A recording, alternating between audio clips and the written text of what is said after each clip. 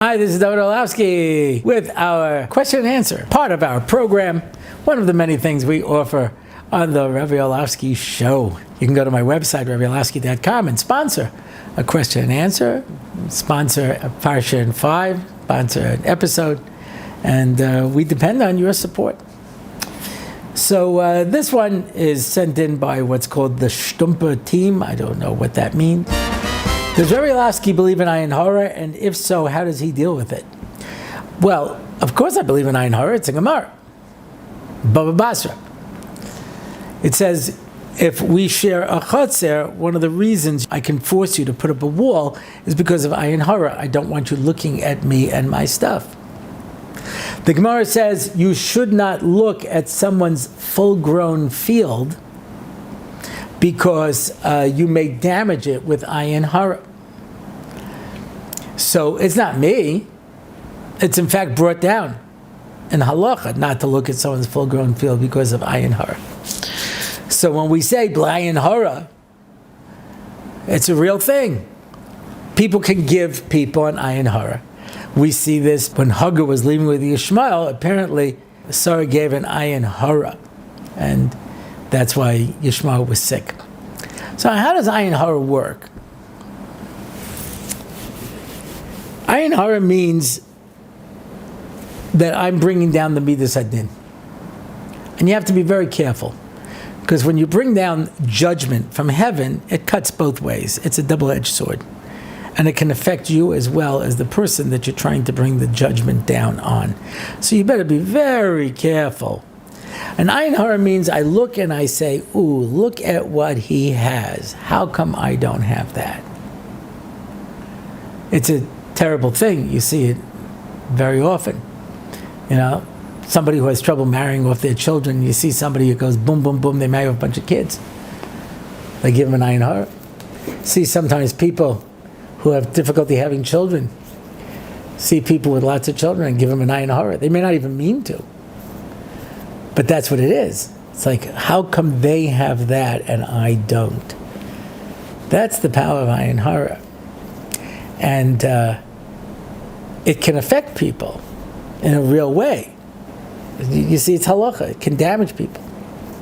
The Gemara says, most people die from Ayin Hora because you're bringing the judgment down.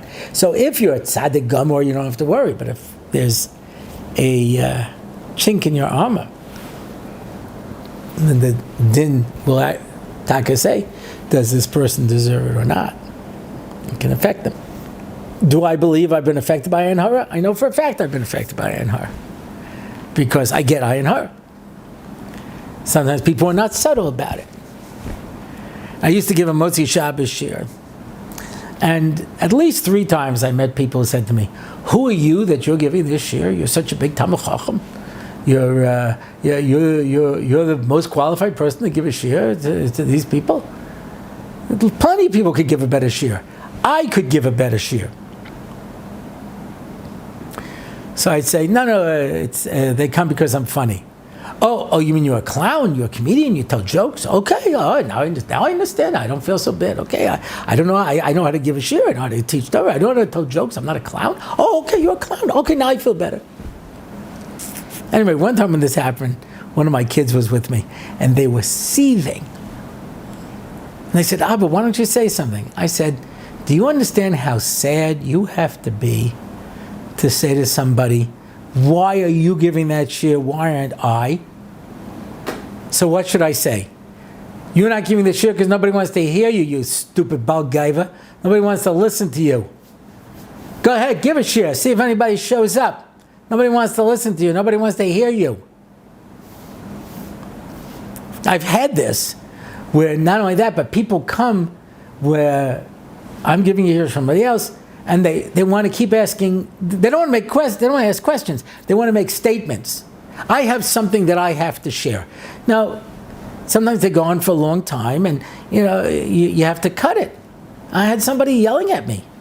I had things to say. Who are you? I know you have things to say. I also have things to say. I'm thinking to myself, so why don't you give a shir? See if anybody wants to listen to you. Nobody will come. But what's the point?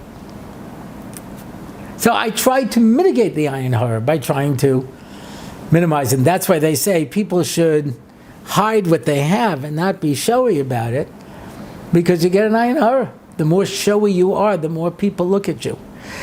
Now, there are these people who do this kind of ceremony to be able to remove ayin hara with lead, etc., and they pour lead into hot water over your head. Now, I don't know if it works. That is above my pay grade. I know there are people who swear by it. Somebody in Or Sameach asked Rabbi Salmon about it, and he said he wasn't familiar with it.